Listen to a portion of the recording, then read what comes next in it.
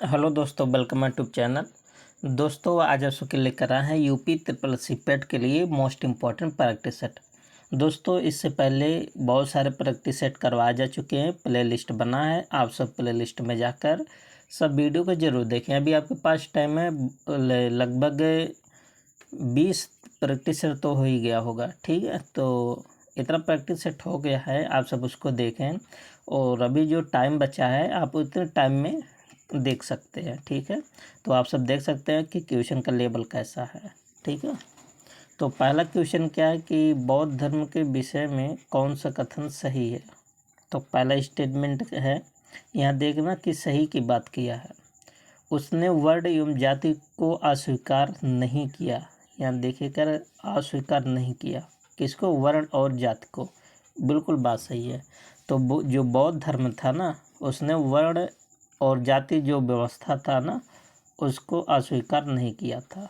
ठीक है, दूसरा क्या है, उसने ब्राह्मण वर्ग को सर्वोच्च समाज कोटि को चुनौती दी। क्या बात सही है? ये भी बात सही है। और उसने कुछ शिल्पों को निम्न माना, ये भी बात सही है। तो यहाँ पर जो तीनों स्टेटमेंट है, तीनों बात सही है। तो किस ऑप्शन पर आप जाओगे? ऑप्शन नंबर सी पर, सब सही है। ठीक है, तो इस तरह से जब आप सब क्वेश्चन तैयार करेंगे ना, तो आप सबको ज़्यादा कॉन्फिडेंस होगा। ठीक है, अगला क्वेश्चन क्या है, क्वेश्चन नंबर 4 कह रहा कि अशोक के जो स्तंभ लेख लिखे हैं, अशोक के स्तंभ लेख लिखे हैं, किस में लिखे हैं? ठीक है, तो केवल ब्राह्मणी लिपि में। तो अशोक के जो स्तंभ लेख है ना, किस भाषा में लिखे हैं? ब्राह्मणी लिपि में। ठीक है, तो यहाँ पर पहला ऑप्शन हो जाएगा सही। आप जानते हैं कि अशोक का जो 5वां शिलालेख है ना, 5वें शिलालेख में धम्म महापात्र की नियुक्ति का उल्लेख किया गया है। अगर आपसे पूछा जाए कि अशोक के किस अभिलेख में धम्म महापात्र के नियुक्त का प्रावधान किया गया है, तो आप बताएंगे 5वां लेख में। ठीक है, तो दूसरा का ऑप्शन क्या बन जाएगा? A option.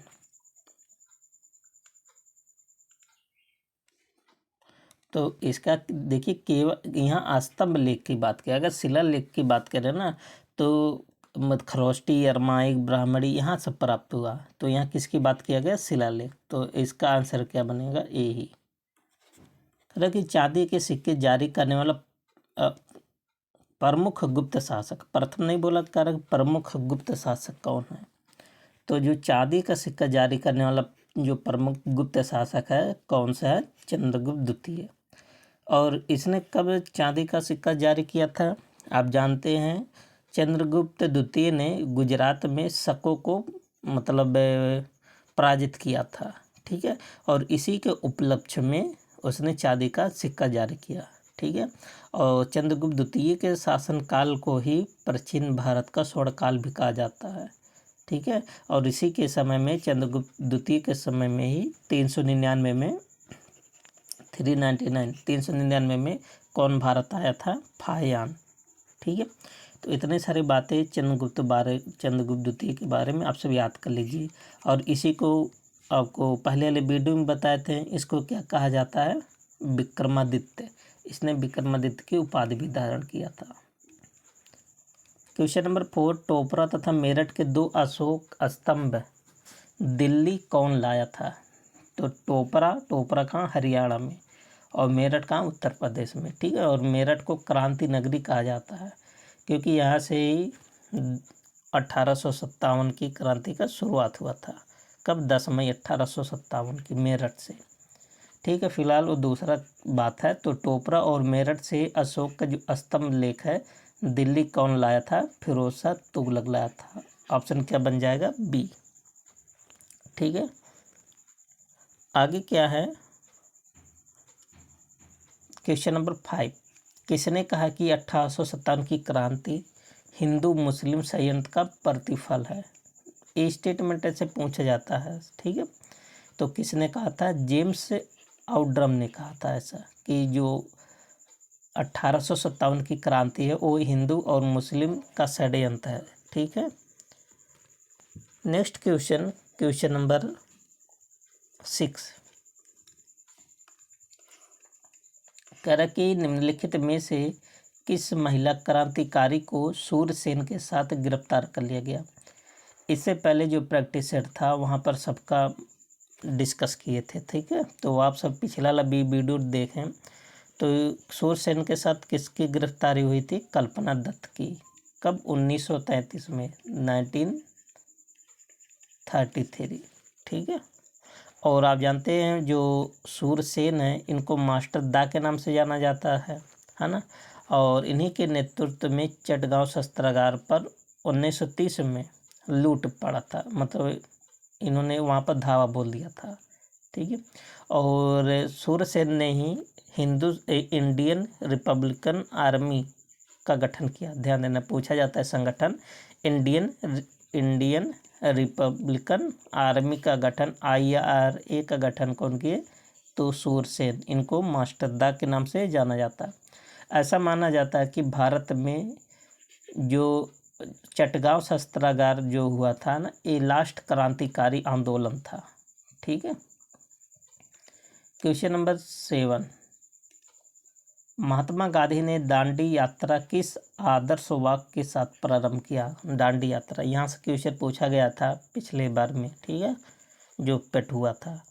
तो महात्मा गांधी जब दांडी यात्रा कर रहे थे तो उनका मतलब कौन सा आदर्श वाक्य था, ये कहा है। तो अंत तक लड़ो, क्या बोले थे? अंत तक लड़ो। ऑप्शन क्या बन जाएगा? डी। आपको बता दें एक कब शुरू हुआ था दांडी मार्च? 12 मार्च 1900, कब शुरू हुआ था? 12 मार्च, एक मिनट, 12 मार्च 1930 को शुरू हुआ था, ठीक है। और इस यात्रा में कुल कितने लोग थे? 78 लोग थे, ठीक है। और दूरी कितना कवर किए थे? कितनी दूरी चलकर गए थे साबरमती से? 240 मील। ध्यान देना, मील में ए है दूरी, 240 मील। और कब पहुंच के नमक कानून को तोड़े थे? 6 मार्च 1930 को। पहुंच गए थे 5 तारीख को, लेकिन तोड़े थे कब? 6 मार्च, ठीक है। अगला क्वेश्चन नंबर 8 करा कि INA की अधिकारियों पर मुकदमा चलाया गया था, है ना। तो INA के जो अधिकारी थे उन पर मुकदमा कहाँ चलाया गया था? तो आप बताएंगे लाल किले दिल्ली में चलाया गया था, ठीक है। ये भी मोस्ट इम्पॉर्टेंट क्वेश्चन है। आप जानते हैं कि आज़ाद हिंद फौज के गिरफ्तार सैनिकों पर अंग्रेजों ने लाल किले में नवंबर 1945 में मुकदमा चलाया। कब? नवंबर 1945 की बात कर रहा है। अब जब मुकदमा चला तो इसके बचाव वाले भी आएंगे, ठीक है। अब किसके किसके ऊपर मुकदमा चला था? इसके अभियुक्त कौन थे? मेजर शहनवाज थे और कर्नल प्रेम सहगल थे, गुरुदत्त सिंह थे, ठीक है। और इन पर अंग्रेजों ने देशद्रोह का मुकदमा चलाया था, ठीक है। फिर कांग्रेस ने एक समिति बनाई थी इनके बचाव करने के लिए। उस समिति का नाम क्या था? आज़ाद हिंद फौज बचाव समिति, ठीक है। और जिनके नेतृत्व जो समिति बनाए, पूछा गया क्वेश्चन है, इस समिति का नेतृत्व कौन कर रहे थे? भोला भाई देसाई, ठीक है। भोला भाई देसाई कर रहे थे समिति का नेतृत्व। और वकालत कौन कर रहे थे? तेज बहादुर सप्रू थे, कैलाश नाथ काटजू थे, अरुणा आसफ अली थे और जवाहरलाल नेहरू थे। ये प्रमुख वकील थे, ठीक है। तो इसका आंसर क्या बन जाएगा? Option A. Next question number 10 क्या है? 9 कहा कि तिलक की मृत्यु पर किसने कहा मेरा सबसे मजबूत बचाव चला गया? तो स्टेटमेंट एक कौन दिए थे? महात्मा गांधी जी कहे थे, ठीक है। तो स्टेटमेंट आप सबको याद होना चाहिए। तो तिलक जी की मृत्यु कब हुआ था? जब असहयोग आंदोलन शुरू हुआ था ना, तभी हुआ था 1920 में, ठीक है। और मेरा सबसे मजबूत बचाव वाला चला गया, स्टेटमेंट किसका? महात्मा गांधी जी का है। क्वेश्चन नंबर 10 कह रहा कि जब सुभाष चंद्र बोस ने भारतीय राष्ट्रीय कांग्रेस से इस्तीफा दे दिया तब उस सीट के लिए किसका नाम प्रस्तावित किया गया? तो कौन थे? डॉक्टर राजेंद्र प्रसाद थे। आप जानते हैं कि भारतीय राष्ट्रीय कांग्रेस INC का कौन सा अधिवेशन हुआ था? त्रिपुरा अधिवेशन। और एक कब हुआ था? 1939 में, 1939 में। ठीक है।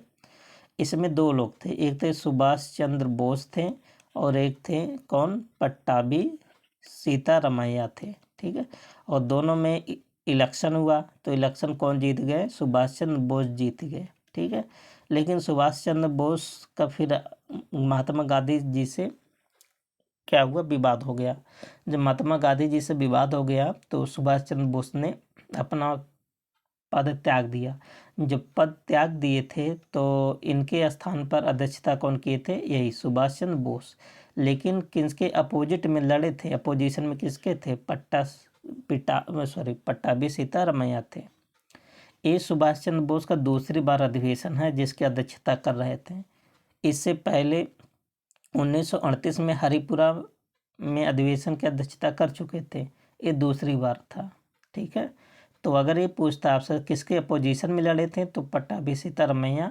और जब ये त्यागपत्र दे दिए तब अध्यक्ष कौन बने थे? डॉक्टर राजेंद्र प्रसाद। ठीक है। तो इतने सारी बातें आप सबको याद होनी चाहिए। नेक्स्ट क्वेश्चन नंबर 11 क्या है? कह रहे कि निम्नलिखित में से कौन सा एक स्थान भारतीय मानक समय यामोत्तर के सबसे नज़दीक है? ठीक है। तो भारतीय मानक समय के सबसे ज़्यादा नज़दीक कौन है? मिर्ज़ापुर। आप जानते हैं यहीं से होकर गुजरता है भारत का मानक समय रेखा। कितना है? 82.5 डिग्री पूर्व में। ठीक है, भारत मानक समय। तो 11 का कौन सा आंसर बन जाएगा? D option. क्वेश्चन नंबर 12, वर्षा की मात्रा निर्भर करती है। तो ये तो आसान क्वेश्चन है। तो वर्षा की मात्रा वायुमंडल की नमी पर निर्भर करता है। ठीक है। ऑप्शन क्या बन जाएगा? बी। क्वेश्चन नंबर 13 क्या है कि 2011 की जनगणना के अनुसार, प्रतिवेदन के अनुसार भारत में प्रति वर्ग किलोमीटर जनसंख्या घनत्व कितना है? तो जो भारत की जनसंख्या घनत्व कितना है? 382 व्यक्ति प्रति वर्ग किलोमीटर। तो इसमें देखिए कोई ऑप्शन नहीं है, इसलिए ऑप्शन क्या बन जाएगा? ई। तो भारत की जनसंख्या घनत्व याद कर लीजिए 382। क्वेश्चन नंबर 14 कह रहा कि निम्नलिखित नदियों में से कौन मकर रेखा को 2 बार क्रॉस करती मतलब काटती है मकर रेखा को? तो आप बताएंगे लिम्पोपो नदी। लिम्पोपो नदी मकर रेखा को कितनी बार काटती है? 2 बार। ठीक है। और आपको बता दें कि जो लिम्पोपो नदी है ना, दक्षिण अफ्रीका के साथ साथ बोत्सवाना एवं जिम्बाब्वे के साथ सीमा लगाती है। ध्यान देना, किसके साथ? बोत्सवाना और जिम्बाब्वे। और दूसरी बात, मकर रेखा को 2 बार काटती है। और ये कहाँ पर गिरती है लिम्पोपो नदी? हिंद महासागर में। ध्यान देना। ठीक है। अपना पानी कहाँ गिराती है? हिंद महासागर। और जो मर्रे डार्लिंग नदी है ये कहाँ पर बहती है? ऑस्ट्रेलिया में। और पराना जो नदी है ना, ये भी मोस्ट इम्पॉर्टेंट है। क्यों? जो पराना नदी है दक्षिण अमेरिका में बहती है। अमेजन के बाद दूसरे नंबर की सबसे बड़ी नदी है पराना नदी, इसलिए इम्पॉर्टेंट है। ठीक है। अगला क्वेश्चन नंबर 15 कह रहा है कि पूर्वी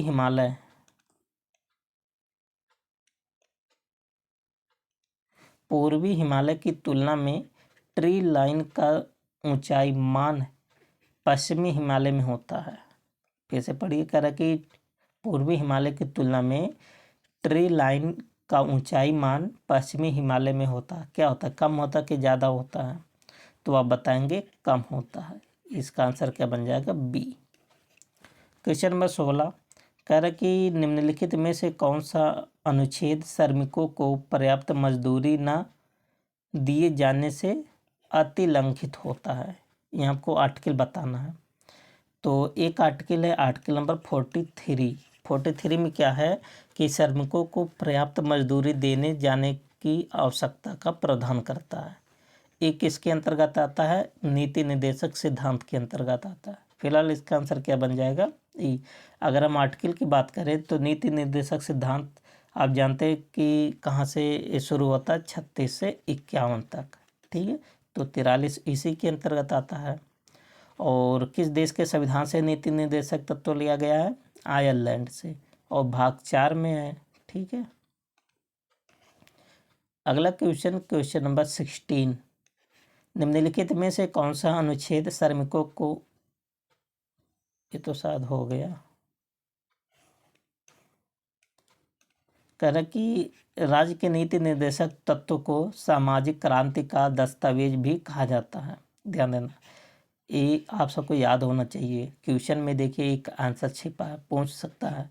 एक तरह आप सबका दे देगा, यही कह जाएगा किसको कहा गया, तो आपको दे देगा कि मूल अधिकार है, नीति निर्देशक तत्व है, प्रस्तावना है, किसको कहा गया? तो नीति निर्देशक तत्व को क्या कहा जाता है? सामाजिक क्रांति का दस्तावेज। संविधान का कौन सा अनुच्छेद इसकी ओर इंगित करता है? तो किसकी तरफ इंगित करता है? अनुच्छेद 38 की तरफ। ठीक है। तो जो नीति निर्देशक तत्व किस भाग में है? भाग 4 है। ठीक है। आर्टिकल अभी आप सबको ऊपर बताए थे 36 से कहाँ तक? 51 में। 51 में क्या दिया गया? अंतर्राष्ट्रीय शांति। ठीक है। नेक्स्ट क्वेश्चन, और आयरलैंड देश से लिया गया है नीति निर्देशक सिद्धांत। नेक्स्ट क्वेश्चन क्या है? भाषाई आधार पर राज्यों का पुनर्गठन कब किया गया? तो भाषा के आधार पर बताना है। एक मिनट। तो भाषा के आधार पर राज्यों का पुनर्गठन आप जानते हैं कि 1956 में किया गया था, 1 नवंबर 1956। तो 1 नवंबर 1956 इसमें कहीं नहीं, तो इसका आंसर क्या बन जाएगा? ई। और भाषा के आधार पर गठित होने वाला पहला राज्य कौन सा था? आंध्र प्रदेश था। क्वेश्चन नंबर 19, प्रत्यक्ष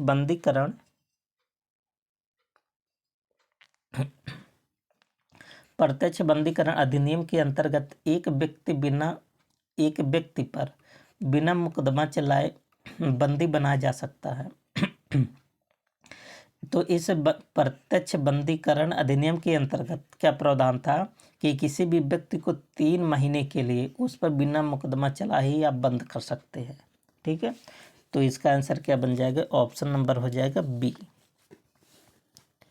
आगे क्या है? नेक्स्ट क्वेश्चन, यहाँ 3 महीना रहेगा, आप सब याद कर लीजिए। क्वेश्चन नंबर 20, कह रहा कि निम्नलिखित में से किस संविधान संशोधन अधिनियम से नगर पालिकाओं को संवैधानिक परिस्थिति की गई, मतलब संवैधानिक दर्जा दिया गया? आपको बताए थे 73वां संविधान संशोधन के माध्यम से पंचायतों को मान्यता दिया गया, और 74वां संविधान संशोधन के माध्यम से नगर पालिकाओं को। तो इसका आंसर क्या बन जाएगा? ऑप्शन बी बन जाएगा। ठीक है। और नगर पालिका को किस भाग में डाला गया है? तो 9 का ए भाग पूछेगा, नगर पालिका भाग ए। और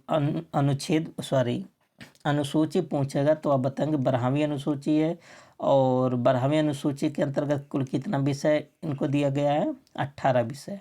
ठीक है। और अगर पंचायतों की अब बात करें तो इसको 73वां संविधान संशोधन द्वारा मान्यता मिला। ठीक है। 24 अप्रैल 1993 से लागू हुआ। इसके लिए भाग 9 जोड़ा गया। अनुसूची कौन सी जोड़ी गई? 11वीं अनुसूची। और 11वीं अनुसूची में कितना विषय दिया गया? 29।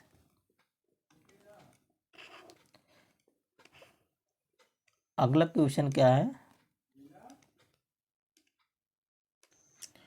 तो क्वेश्चन नंबर 21 क्या है कि विमानों का पता लगाने के लिए रडार किस माध्यम का प्रयोग करता है? मतलब रडार में कौन सी तरंग यूज होता है, बताना आप सबको। ठीक है। तो आप जानते हैं एक होता है रडार, एक होता है सोनार। ठीक है। सोनार कहाँ पर होता है? जो समुद्री जहाज़ें चलती ना, उन पे यूज होता है उनकी पता लगाने के लिए। ठीक है। तो विमानों का पता लगाने के लिए रडार, और समुद्री जो जहाज होते हैं उसको पता लगाने के लिए सोनार। तो इसमें कौन सा बेबी यूज होता है? माइक्रो तरंगे यूज होती हैं। ठीक है। क्वेश्चन नंबर 22 कह रहा कि फायर अलार्म में निम्नलिखित में से किसका उपयोग किया जाता है? तो फोटो सेल होता है फायर अलार्म। आप जानते हैं कि जो बड़े बड़े बिल्डिंगों में फायर अलार्म लगाया जाता है, एक क्या कहता है, जैसे धुआं के आते ही तुरंत ये सूचना देने लगता है, बजने लगता है। ठीक है। तो कौन सा इसमें सेल होता है? Photo cell. क्वेश्चन नंबर 23 करा कि पॉलीथीन बनाने में निम्नलिखित में से किस गैस का उपयोग होता है। पॉलीथीन, तो पॉलीथीन बनाने में एथिलीन गैस का प्रयोग होता है। इसका आंसर क्या बन जाएगा? Option A. ठीक है। और आप जानते हैं कार्बन डाइऑक्साइड का केमिकल फार्मूला बात करें CO2। ठीक है। ये कौन सी गैस है? ग्रीन हाउस गैस में आता है। कार्बन मोनोऑक्साइड का फार्मूला क्या था? CO। ये कहाँ से निकलती है? जैसे जो गाड़ी रहती है ना, इंजन, जो डीजल वाले इंजन, पेट्रोल वाले इंजन, वहाँ से धुएं के साथ एक गैस निकलती है। ठीक है। क्वेश्चन नंबर 24 मानव शरीर में निम्नलिखित में से कौन सी ग्रंथि अंतःस्रावी एवं बाह्यस्रावी दोनों ही प्रकार की ग्रंथि है? तो इसलिए इसको क्या बोला जाता है? Mix gland. ठीक है। तो कौन सा है? अग्न्याशय। ऑप्शन क्या बन जाएगा? सी बन जाएगा। आप जानते हैं अग्न्याशय से इंसुलिन नामक हार्मोन निकलता है। ठीक है। और इंसुलिन का काम क्या होता है? रक्त में शर्करा को नियंत्रित करना। ठीक है। इम्पोर्टेंट है बहुत। क्वेश्चन नंबर 25 निम्न में से कौन सा पादप हार्मोन है? ध्यान देना, पादप हार्मोन। तो अभी तो इंसुलिन के बारे में आप सबको बता दिए कि इंसुलिन तो इंसानों में पाया जाता है। ठीक है। एस्ट्रोजन भी पाया जाता है और साइटोकाइनिन। तो साइटोकाइनिन क्या है? एक प्रकार का पादप हार्मोन है। ठीक है। तो इसका आंसर क्या बन जाएगा? सी बन जाएगा। और क्वेश्चन नंबर 26 विकास केंद्र उपागम किस योजना के अंतर्गत अपनाया गया? तो ध्यान देना, विकास केंद्र उपागम पंचवर्षीय योजना थी ना, तो 12 पंचवर्षीय योजना थी, सबको देख लीजिएगा। और लगभग हर वीडियो में एक पंचवर्षीय योजना तो कवर होता है, उसके आगे पीछे भी कवर हो जाता है जितने भी रूल होता है। तो विकास केंद्र उपागम किस पंचवर्षीय योजना में आया था? तो आप बताएंगे चौथी पंचवर्षीय। और इसका समय कब से कब था? और 1969 से 1974। ठीक है। तो चौथी पंचवर्षीय योजना में। और प्रथम पंचवर्षीय योजना, द्वितीय पंचवर्षीय योजना, तीसरी और चौथी किस मॉडल पर आधारित था? ये सब का वीडियो जो पिछले प्रैक्टिस सेट है सब में करवाया जा चुका है। जैसे डोमन मॉडल, ठीक है, महान-बोलिस मॉडल, तो किस पर आधारित था? सब करवाया जा चुका है। 25 सितंबर 2014 को प्रारंभ की गई दीनदयाल अंत्योदय योजना किससे संबंधित है? तो सबसे पहले यही याद कर लीजिए कि दीनदयाल अंत्योदय योजना कब शुरू हुआ? 25 सितंबर 2014 को। कब शुरू हुआ था? तो अंत्योदय योजना कब शुरू हुआ था? इसका उद्देश्य क्या था? कि इसका उद्देश्य था ग्रामीण और शहरी क्षेत्रों में कौशल विकास से। तो ध्यान देना, दोनों क्षेत्र को कवर करता है, ग्रामीण भी और शहरी भी। ठीक है। क्वेश्चन नंबर 26 नहीं होगा, क्या होगा? क्योंकि 27 तो हो गया था। अगला क्या? 28 कह रहा कि जब निर्गमन शून्य के बराबर हो तो परिवर्ती लागत क्या है? ये इकोनॉमिक्स से क्वेश्चन है। ठीक है। तो परिवर्ती लागत क्या होता है? 0 होता है। क्वेश्चन नंबर 29 GST से है। कह रहा कि निम्नलिखित में से किस कर को वस्तु एवं सेवा कर, जिसको बोलते GST, के अंतर्गत सम्मिलित नहीं किया गया है? तो किसको GST के अंतर्गत शामिल नहीं किया गया है? Security transaction tax. ऑप्शन क्या बन जाएगा? ए बन जाएगा। ठीक है। आप जानते हैं GST को लाने के लिए कौन सा संविधान संशोधन किया गया था? 101वां संविधान संशोधन किया गया था। ठीक है। और GST कब से लागू है? 1 जुलाई 2017 से GST लागू है। GST किस प्रकार का कर है? तो इसे बोलेंगे आप सब अप्रत्यक्ष कर है। ठीक है, GST।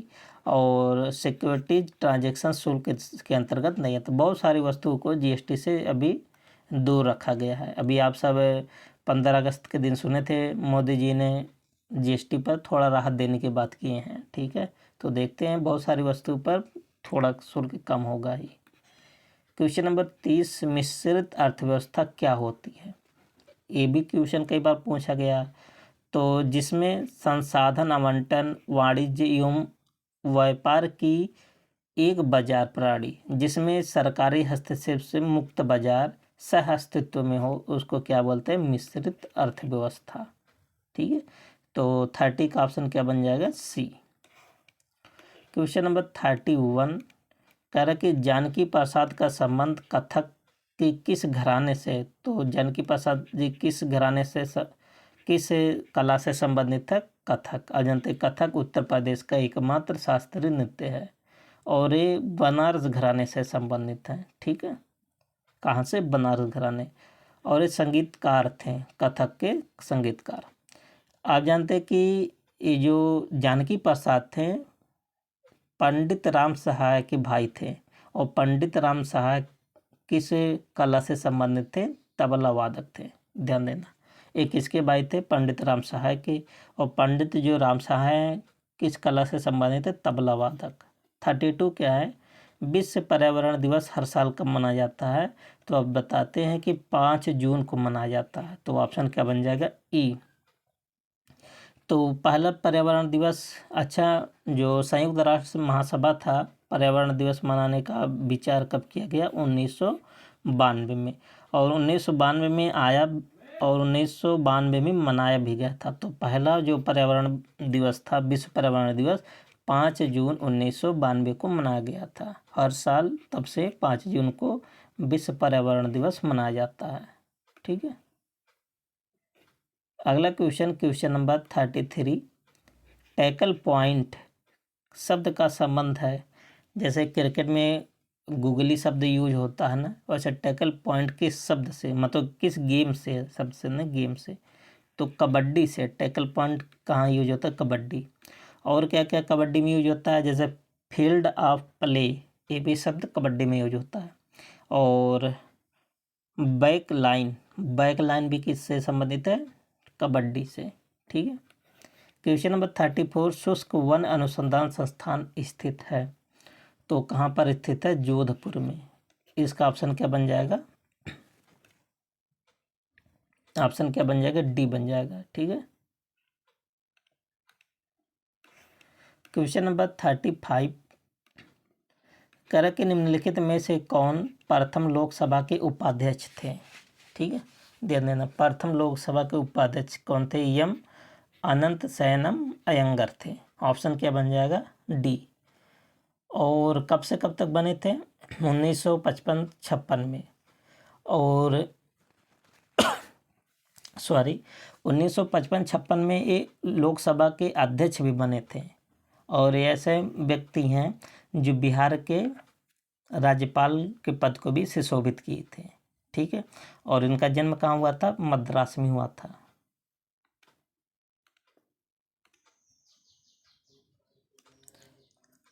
अगला क्वेश्चन क्या है? कह रहा कि निम्नलिखित में से किस भारतीय राज्य की सीमाएं उत्तर, दक्षिण और पश्चिम में बांग्लादेश की सीमाओं को स्पर्श करती है? तो कौन सा राज्य है? त्रिपुरा। ठीक है,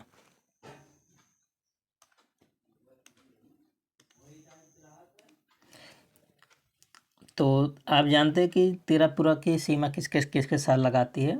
मिजोरम, असम और बांग्लादेश। असम के साथ कितना किलोमीटर की सीमा शेयर करता है त्रिपुरा? तो आप बताएंगे असम के साथ 53 किलोमीटर का। ठीक है, और मिजोरम के साथ कितना किलोमीटर का सीमा बनाता है? तो आप बताएंगे 109 किलोमीटर मिजोरम के साथ।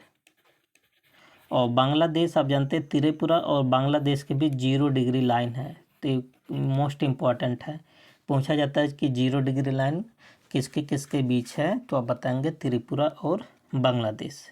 ठीक है, अगला क्वेश्चन क्या है? सियोल की राजधानी है, सियोल किसकी राजधानी है? तो आप बताएंगे दक्षिण कोरिया की। दक्षिण कोरिया की राजधानी क्या है? सियोल। ठीक है, और संयुक्त अरब अमीरात, इसकी राजधानी क्या है? Abu Dhabi. क्या है? Abu Dhabi. और रोम, आप जानते हैं इटली की राजधानी है, और नीदरलैंड की राजधानी क्या है, एम्स्टर्डम। ठीक है।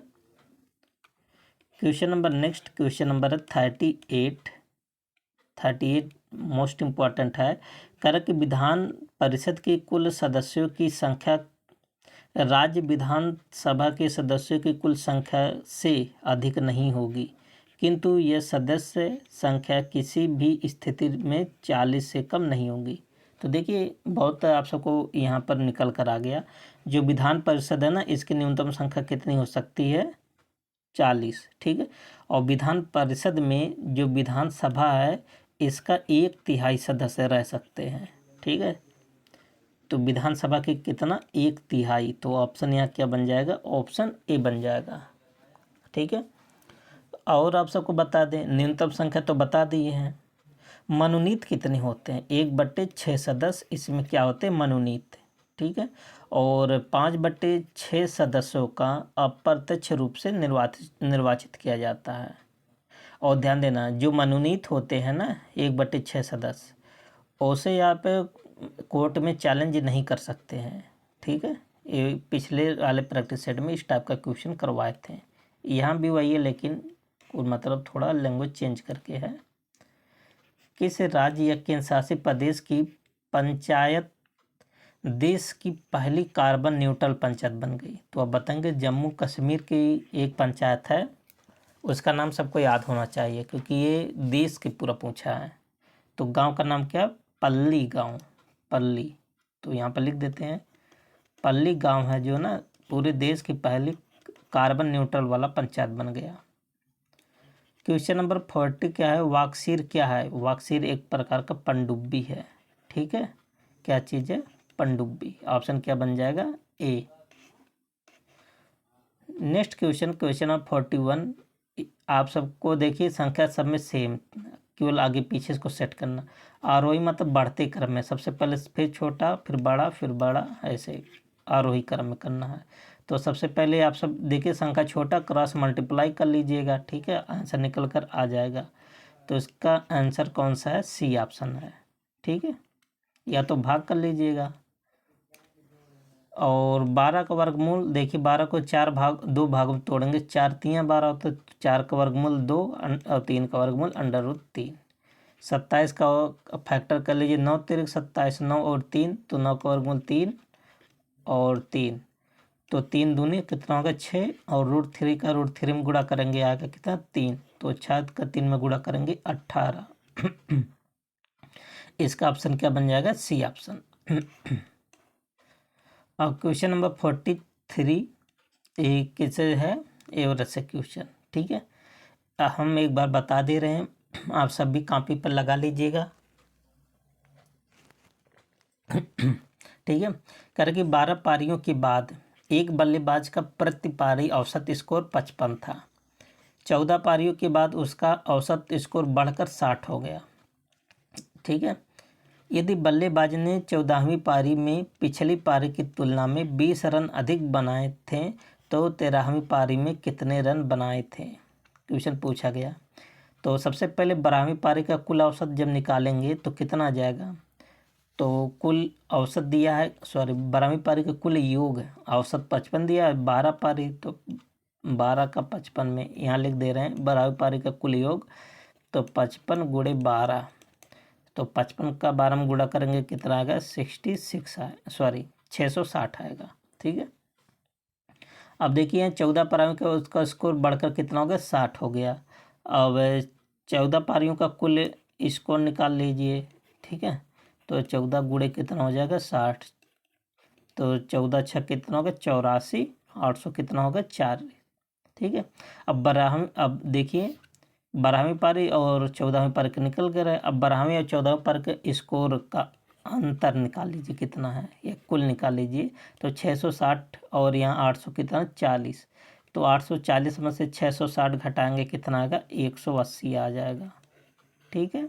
180 नोट कर लीजिएगा आप सब। अब मान लेते हैं कि 13वीं पारी में एक्स स्कोर कितना बना था, एक्स स्कोर बना था। अब अकॉर्डिंग टू क्वेश्चन कितना ज़्यादा था, 20 ज़्यादा था 14वीं पारी का स्कोर। तो 14वीं पारी का स्कोर कितना हो जाएगा, x + 20 हो गया। ठीक है।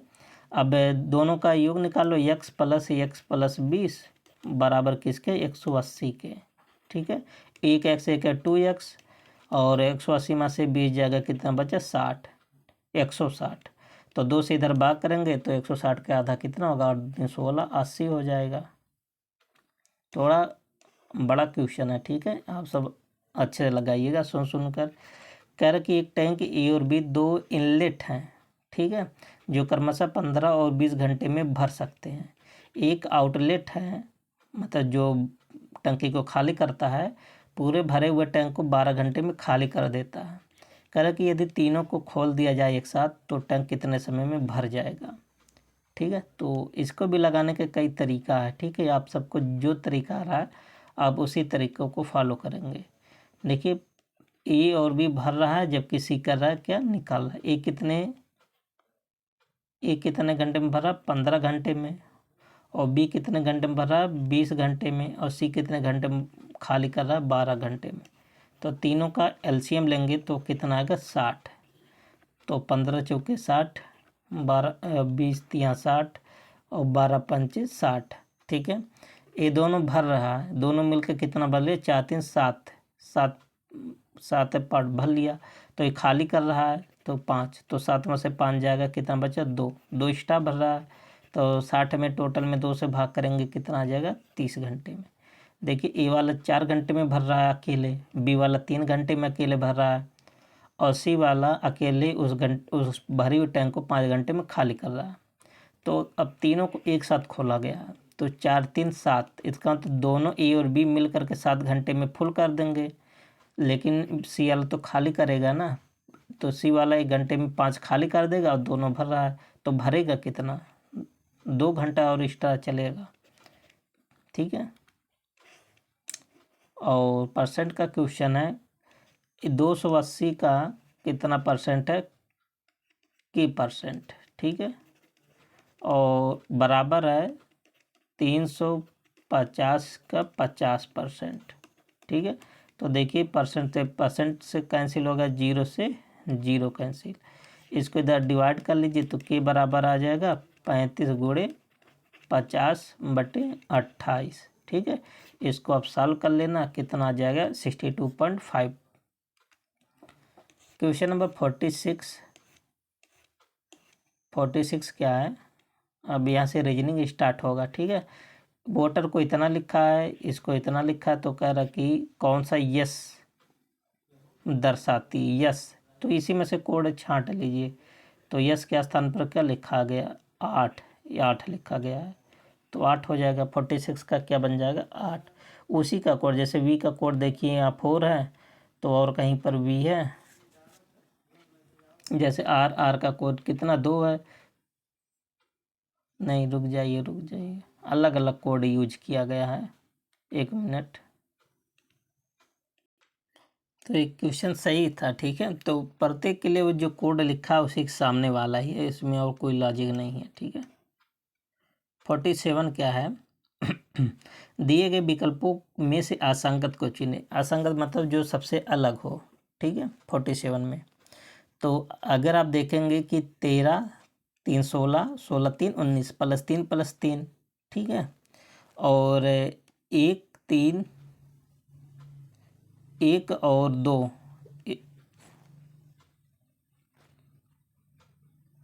सॉरी डी है ना, डी किस पर होता है, 4 पर। 1 और 3 जोड़ेंगे 4, और 4 3 कितना हो गया, 7। ये आप कर सकते हैं। और 14 और 14 3 17 और 17 3 20। तो ए सी डी में अभी तक +3 और +3 हुआ है, और जी 7 पे होता है, जी 10 पे होता है, और 12, तो 10 12 में +2 का अंतर है, तो यही आपका अलग हो जाएगा। 18 अप्रैल 2008 को कौन सा दिन था, तो वो आप सब इसका निकालेंगे आंसर, कौन सा आएगा, शुक्रवार आएगा। ठीक है, और क्वेश्चन नंबर 49, एक फोटो की ओर संकेत करते हुए रीता कहती है कि वह मेरे दादा की एकमात्र पुत्री का पुत्र है। फोटो में देख रहे लड़का रीता से किस प्रकार संबंधित है। इस टाइप का सवाल आप डायग्राम भी बना सकते हैं और अपने ऊपर फॉलो भी करके। देखिए, एक फोटो को की ओर इशारा करते हुए रीता कहती है, तो रीता आप बन जाइए, ठीक है। और दूसरा कोई फोटो का बता दीजिए। फिर कह रहा कि वह मेरे दादा की एकमात्र पुत्री, ठीक है, वह मेरे दादा की एकमात्र पुत्री का पुत्र है। ध्यान देना, पुत्री का पुत्र कह रहा है। तो फोटो में दिख रहे लड़की का रीता से क्या संबंध है? एक माँ पुत्री का पुत्र, उसका क्या बन जाएगा? भाई बन जाएगा। तो आंसर क्या बन जाएगा? Option A. और वेन डायग्राम है क्वेश्चन नंबर 50, ठीक है। तो कह रहा कि कुछ सैंडविच पिज्ज़ा है। तो मान लेते हैं सैंडविच हो गया, ये क्या हो गया? पिज्ज़ा हो गया, ठीक है। कुछ बर्गर पिज्ज़ा है, कुछ बर्गर क्या हो गया? पिज्ज़ा। देखिए सैंडविच हो गया पिज्ज़ा, कुछ बर्गर क्या हो गया? पिज्ज़ा हो गया। कुछ बर्गर पास्ता है, ये पास्ता हो गया, ठीक है। तो कह रहा कि कुछ सैंडविच बर्गर हैं। तो सैंडविच यहाँ, बर्गर यहाँ है।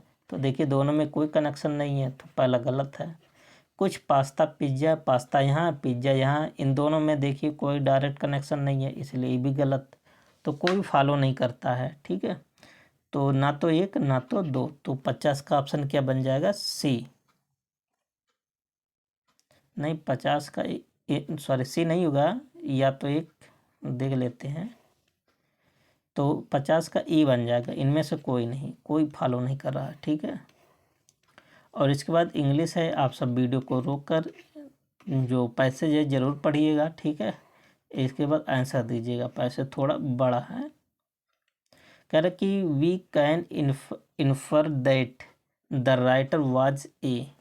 तो 51 का आंसर आप सब क्या बता रहे हैं कि मिस विवेस, सॉरी, तो इसका यही आंसर होगा मिस हेवियस बॉय, ठीक है। Why does the writer call cricket A hopeless love affair, ठीक है। तो इसका आंसर क्या आप सब बना रहे हैं? तो ही tired hard to learn it, option क्या बन जाएगा? D. Select the wrongly spelt word, मतलब कि इसमें स्पेलिंग में मिस्टेक है, ठीक है। तो 53 में अगर आप देखेंगे तो एकोमोडेट, ऑप्शन क्या बन जाएगा? C. 54 select the most appropriate option to fill in the blank educators have, यहाँ क्या रहेगा? आर्टिकल आप सबको भरना है, ठीक है। तो the educators have a unique, यहाँ आप क्या भरेंगे? ए यूनिक रिस्पॉन्सिबिलिटी, ठीक है। 55 क्या है? कह रहा कि select the most appropriate option to fill in the blank. The priority of the कोविड-19 vaccine must be to cover the number in the shortest time. तो यहाँ पर क्या रहेगा? तो 55 में आप सब अगर बता रहे हैं largest number in the shortest time, तो आप जान रहे कि जो कोविड-19 आप जान रहे थे कि एक महामारी था ना, उस पर जो vaccine must be to cover, जो वैक्सीन का कवर किया गया, बहुत कम समय में बहुत ज़्यादा लोग को कवर किया गया था, वैक्सीनेशन हुआ था। अत्यधिक में कौन सी संधि है? तो अत्यधिक में अति प्लस अधिक क्या हो जाएगा? अत्यधिक। तो अत्यधिक में कौन सी संधि है? यण संधि। तो यण संधि तो यहाँ पर है नहीं, तो ऑप्शन क्या बन जाएगा? ई, अति प्लस अधिक होगा, ठीक है। निम्नलिखित में से कौन सा विपरार्थक युग में सही सुमेलित है? तो 57 का क्या बन जाएगा? एक तरफ दिया शब्द, एक तरफ दिया विपरीत, तो इसमें कौन सा सही? तो औरस का क्या होता, उल्टा क्या होता है? औरस का होता है जारज, ऑप्शन क्या बन जाएगा? बी बन जाएगा 57 का। Next question, question number 58। 58 क्या है कि श्रुत सम भिन्नार्थक शब्द युग में चरम और चर्म का उचित, चर्म का मतलब क्या और चर्म का मतलब क्या होता है? तो चर्म का मतलब तो सबको पता हो गया, क्या होता है? चमड़ा, ठीक है। तो चमड़ा हो जाएगा। चमड़ा देखिए केवल एक ही जगह है, ठीक है। और चरम का मतलब क्या होता है? अंतिम सीमा। ठीक है, ऑप्शन क्या बन जाएगा? सी। 59 क्या है? कह रहे तर्क के द्वारा जो माना गया हो उसको हम क्या बोल दें? तर्क के द्वारा जो माना जाता है उसको क्या बोला जाता है? तर्क संगत। तो ऑप्शन यहाँ पर बन जाएगा ई। क्वेश्चन नंबर 60, अंगुली पकड़ के पहुंचा पकड़ना, अंगुली पकड़ के पहुंचा पकड़ना मुहावरे का अर्थ क्या है? तो इसका अर्थ है कि धीरे धीरे साहस को बढ़ने देना। ठीक, अब इसके बाद हिंदी पैसेज है, आप सब हिंदी पैसेज को पढ़िएगा। ठीक है, और कुछ लोग समय की कमी के बहाने क्या छुपाते हैं? तो आप बताइए, आप सब पैसेज पढ़ें तो क्या निष्कर्ष आएगा? कि अपनी आक्रामकता और आलस को छुपाते हैं। पैसेज पढ़ेंगे तो तुरंत इसका आंसर आ जाएगा। विद्यार्थी को सफलता प्राप्त करने के लिए आवश्यक है, तो सफलता प्राप्त करने के लिए क्या करना चाहिए? समय की कीमत को समझना। इसलिए आप सब अपना टाइम इधर उधर वेस्ट ना करें। कार्य किस स्थिति में फलप्रद नहीं होता है? कार्य, तो 63 में आप सब क्या बता रहे हैं? कि समय कम होने पर। ठीक है, तो ऑप्शन क्या बन जाएगा? डी बन जाएगा।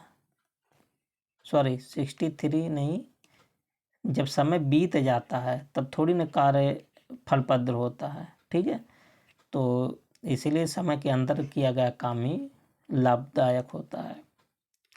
आक्रमणता शब्द में उपसर्ग और प्रत्यय बताना आप सबको। आक्रमणता में कौन सा उपसर्ग शब्द के आगे लगता है, प्रत्यय शब्द के बाद में लगता है।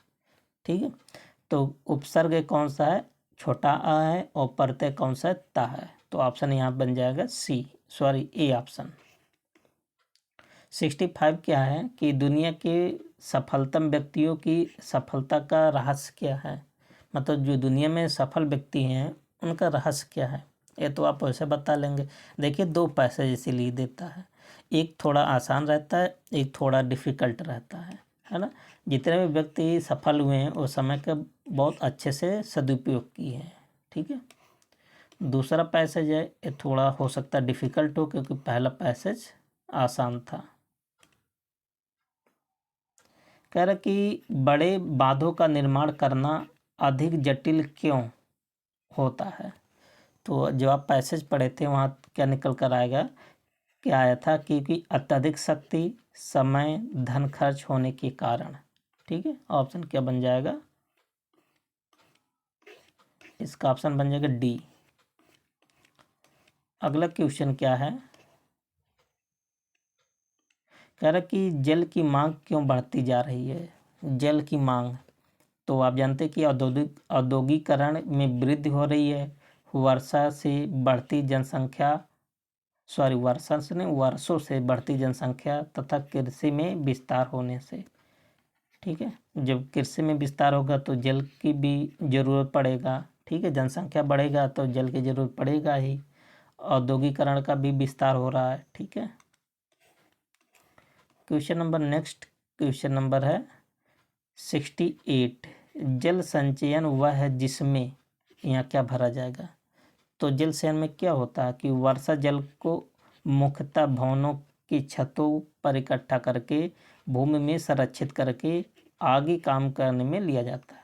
ऐसे तो जल संरक्षण होता है। इस प्रकार का काम आप सब सुनेंगे न्यूज में, तमिलनाडु राज्य किया था छतों के पानी को रोक करके। जल संरक्षण का सही समास विग्रह, जल संरक्षण में कौन सा समास है? मतलब समास विग्रह, तो जल का संरक्षण। ठीक है, कौन सा समास इसमें है? तत्पुरुष समास। यही आपका पहला ही सही हो जाएगा। क्वेश्चन नंबर 70, बांध का निर्माण किया जा सकता है, वाक्य पूरा कीजिए। तो बांध का निर्माण किया जा सकता है, इसको बताना है किसके माध्यम से? कंक्रीट, चट्टान, लकड़ी अथवा मिट्टी से भी बनाया जा सकता है।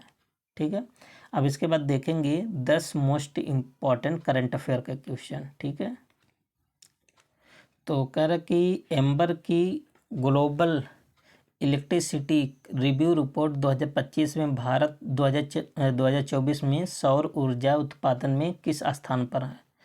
तो 2024 में जो भारत है सौर पवन ऊर्जा के उत्पादन में कौन सा स्थान आ गया इसका? तीसरा।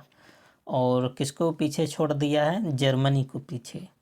तो पहला स्थान कौन सा है? चाइना। और दूसरा स्थान अमेरिका। तीसरा स्थान पवन ऊर्जा के माध्यम से पवन ऊर्जा के उत्पादन में कौन आ गया? अपना देश।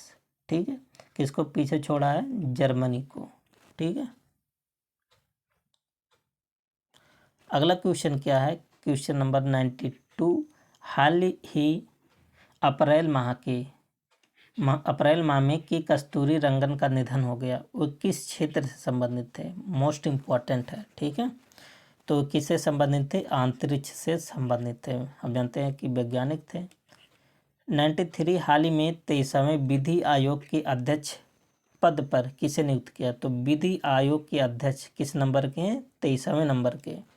कौन बने हैं? दिनेश माहेश्वरी बने हैं। ऑप्शन में बन जाएगा ए। 94 क्या है कि हाल ही में ऑस्ट्रेलिया की सरकार ने किस पूर्व क्रिकेटर को ऑस्ट्रेलिया भारत संबंध सलाहकार समिति केंद्र में नियुक्त किया गया? ध्यान देना, वो क्रिकेटर से संबंधित थे। तो 94 का बन जाएगा स्टीव वा को। ऑप्शन बन जाएगा ए।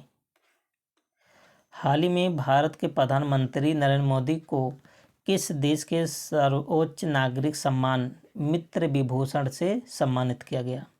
तो कौन सा देश दिया है मित्र विभूषण? वहाँ का सर्वोच्च सम्मान है। ठीक है, तो अब बताएंगे श्रीलंका को। ऑप्शन बन जाएगा ए। Question number 96। हाल ही में इंद्र 2025 समुद्री युद्ध अभ्यास कहाँ पर किया गया? तो ये युद्ध अभ्यास कहाँ पर किया? पणजी मतलब कहाँ किया गया है? गोवा में किया गया है। क्वेश्चन नंबर 97 क्या है कि पुस्तक आई एम सर्कुलर किस संग्रहालय द्वारा प्रकाशित किया गया? तो आई एम सर्कुलर किसके माध्यम से प्रकाशित किया गया है? इलेक्ट्रॉनिक्स और सूचना प्रौद्योगिकी मंत्रालय के माध्यम से। तो 97 का कौन सा आंसर बन जाएगा? D option. अगला क्वेश्चन क्या है? Question number 98। अप्रैल माह में माउंट एवरेस्ट एवं माउंट कंचनजंगा अभियान किस मंत्री ने शुरू किया है? दो अभियान है, माउंट एवरेस्ट और माउंट कंचनजंगा। तो किस मंत्रालय द्वारा शुरू किया गया है? रक्षा मंत्रालय। ऑप्शन क्या बन जाएगा? किस मंत्री ने शुरू किया? तो बताएंगे राजनाथ सिंह। रक्षा मंत्रालय इन्हीं के पास है। ठीक है, और क्वेश्चन नंबर 99। अप्रैल 2025 में किस देश ने अंतर्राष्ट्रीय अपराध न्यायालय से अपनी सदस्यता वापस लेने की घोषणा किया है? तो देख लेते हैं, तो किस देश ने वापस लेने की घोषणा किया है? तो आप बताएंगे हंगरी। ठीक है, मोस्ट इम्पॉर्टेंट ये भी है। अप्रैल 2025 में सैन्य कमांडरों का सम्मेलन कहाँ आयोजित किया गया? तो जो जितने भी सैन्य कमांडर थे उनका सम्मेलन कहाँ पर हुआ है? तो आप बताएंगे नई दिल्ली में। दोस्तों, आप सबको सेशन कैसा लगा आप सब कमेंट बॉक्स में ज़रूर बताइएगा। ठीक है, मिलते हैं नेक्स्ट प्रैक्टिस सेट में। तब तक के लिए best of luck. Thank you and take care.